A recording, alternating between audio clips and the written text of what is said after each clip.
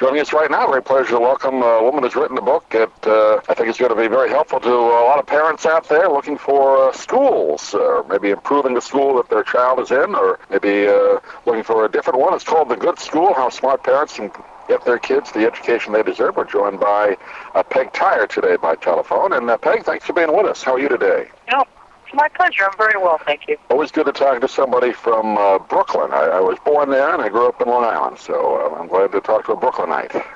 You can come back anytime. I'll get up there someday. How are things in the borough? Fine, thanks.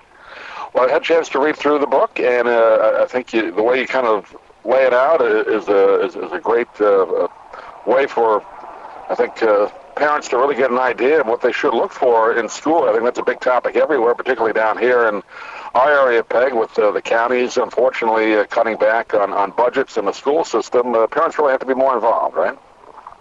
I think that's right. I think that schools are really in play. I think that we're experiencing some pretty dramatic school reform and some pretty dramatic budget cuts at the same time. And what it comes down to is that parents are becoming more and more in the driver's seat, that parents need to take more of a role in making sure their children get what they need to be successful. Because we all know that there is no more manufacturing sector. There is no more place for kids who drop out of high school.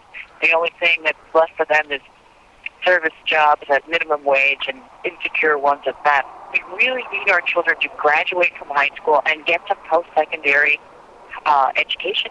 So the time to look to that is when they're young, is when they're in preschool, kindergarten through 8th grade. That's when the die is really cast, and my book is an attempt to help parents get their kids what they need early on.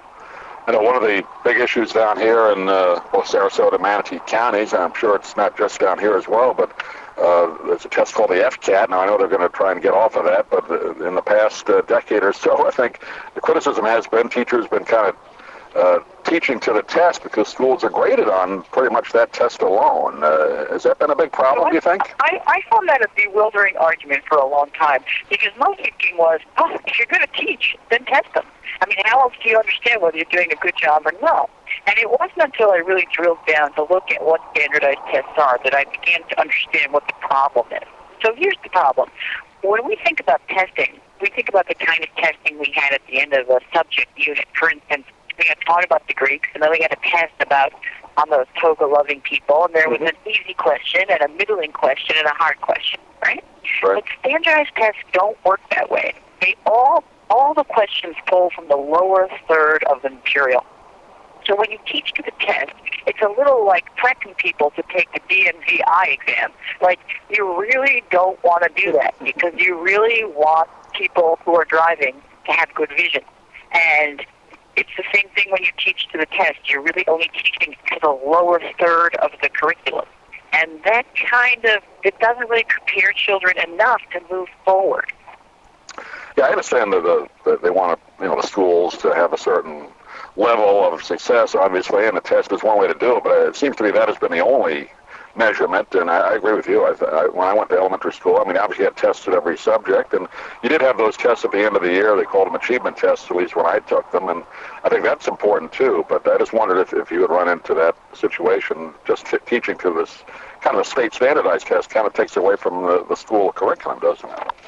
Well, the thing is that the way that you have to handle this is it's information, but it's a little like the kind of information you get from the weather satellite. Like, it's kind of global information on how schools think. It's the number that you should then use to then start asking questions. For instance, how did the school get those that rise in standardized tests? Did they teach to the test, or did they embed those standards in extraordinary complexity to actually prepare your child to move on to the next grade? It's a little like a stock price, okay? So you look at a stock price, you say, like, Boeing is up. But is it up because they fired all their workers and aren't buying any raw materials, or is it up because they're actually, have enormous market share and are operating efficiently? You have to look at what's behind the standardized test number. Yeah, more to it than just the final number the kids get on. It's not a sweepstakes. It's not like schools are the number's up, the number's down. We really have to get away from that kind of thinking. What would you say? I know you go into the book in detail on it. Maybe a tip or two. Parents maybe looking for a school for their child, what's the first thing you should do? Can you go online and get some information first? Should you call the school first? Well, Or what do you there's think? there's test scores, and that's, you can get those online, but they don't tell you all that much. It's really not like looking under the hood. One of the things you need to do is when you go to a school that has high test scores, just ask the principal, what have you done that has created as raised test scores for your lowest performers? And it's kind of a counterintuitive question, because of course your child is not going to be one of the lowest performers, but those kids are hardest to teach. So getting the principal to talk to you about that group will be very interesting and and help parents get an idea whether the principal's really on the ball. You need to ask them, what's the balance of recess and feed time? Make sure children have recess. In order for children to perform at their cognitive peak, they need to have recess. They need to move around. And schools that don't respect that are not thinking clearly about what children really need. You need to make sure that schools are teaching scientifically based reading programs, that they use that old Eisenhower bad boy phonics. Phonics turns out to be the way we learn to read, and schools that ignore that can really hurt our kids. I remember phonics. I thought that was one of my favorite subjects. You learn to read quick that way. There you go. There you go. And right now in this country, a third of children don't learn to read proficient.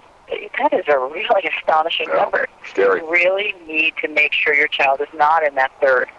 How about class size, Peg? That's another issue that they're dealing with down here. I know probably everywhere else as well. Is there an ideal size for, say, elementary school class? I know when I went, it was between 25 and 30. I don't know if that was too much or too little, but it seemed to me that was about the right size. Should it be that or less? It changes as children get older. Early on, from kindergarten to third grade, smaller is better. So between 17 kids is really optimum. Mm-hmm. When they above third grade, the class size can inch up.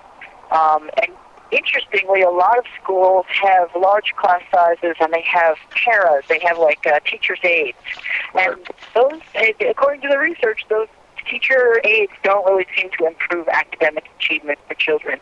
What you really need is that smaller class size. Up above 25, you're really in a tricky area. Now, there's a lot of people, it's very political, there's a lot of people who say small class sizes don't matter. Interestingly, those are often very wealthy people who send their children to private schools where their children get 15 to 1 student-teacher ratio. So I think that they do matter. They don't matter as much at all grades, and I think it changes as kids get older.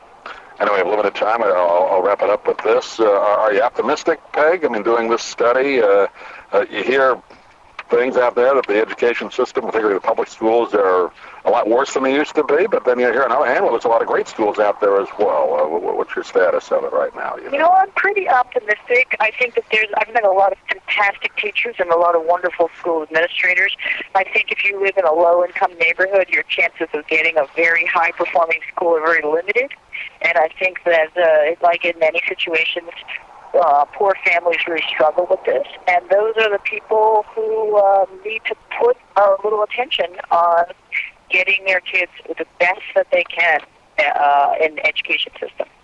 Well, the name of the book is The Good School, How Smart Parents Get Their Kids the Education They Deserve. We've been talking with Peg Tyre. And Peg, you give out a website, you can get a hold of the book, or maybe send you a message if they like. You can go to Amazon and get the book. It's called The Good School, or you go to my website, which is thegoodschool.org, and find out more about it. But there's excerpts and such on the Amazon site, and it might be worth checking out. Great. I appreciate you taking a few minutes today, and look forward to talking again sometime. Thank you.